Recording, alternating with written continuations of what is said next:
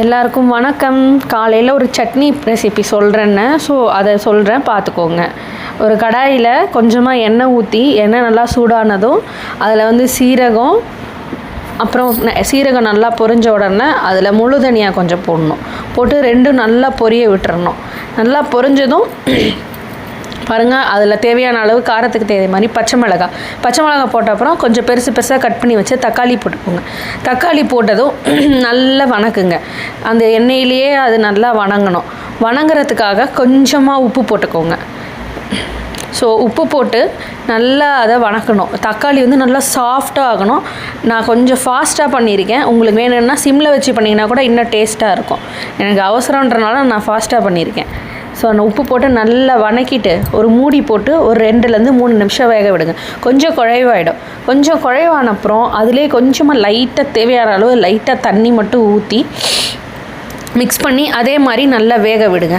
இப்போ தக்காளி பாருங்கள், கொஞ்சம் நேரம் கழித்து நல்லா வெந்ததுக்கப்புறம் எப்படி இருக்குன்னு பாருங்கள். ஒரு ஜாம் கன்சிஸ்டன்சிக்கு வரும்.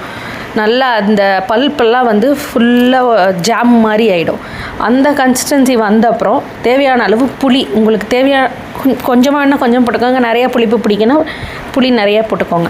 போட்டு ஒரு கிண்டிட்டு அடுப்பை ஆஃப் பண்ணி ஆற வச்சுருங்க. சரிங்களா?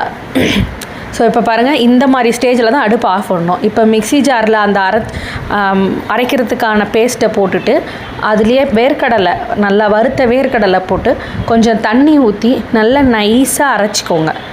இந்த மாதிரி கன்சிஸ்டன்சிக்கு அரைச்சிக்கோங்க. அரைச்சிட்டு நம்ம யூஸ்வலாக போடுற கடுகு உளுந்தம்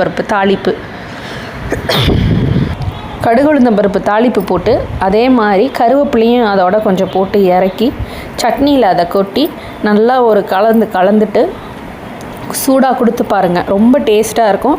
இந்த சட்னி ஆந்திராவில் தள்ளுவண்டி கடைகள்லாம் செய்கிற சட்னி. சிம்பிளாக ஈஸியாக 10 நிமிஷத்தில் செஞ்சிடலாம் பொருள் இருந்துச்சுன்னா. இட்லி, தோசை 2 இதுக்குமே ரொம்ப சூப்பராக இருக்கும். பிரேக்ஃபாஸ்ட்டுக்கு சூப்பராக இருக்கும். சரிங்களா? ஓகே, பாய்.